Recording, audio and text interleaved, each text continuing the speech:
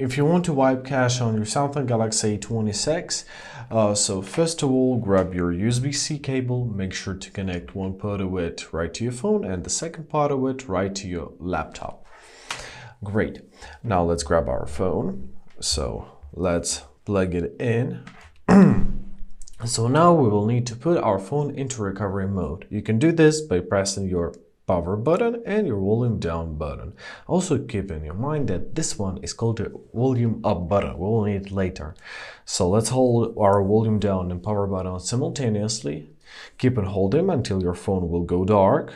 When it goes dark, change your finger from volume down button to volume up button. Now let's keep on holding our fingers together.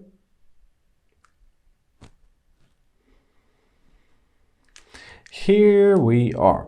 So you can navigate through our recovery mode using the volume down and volume up buttons. So locate to wipe cache partition, tap on your power button to make a choice. Choose yes, and now you can simply press on reboot system now, and voila, your cache is cleaned. And basically that's it.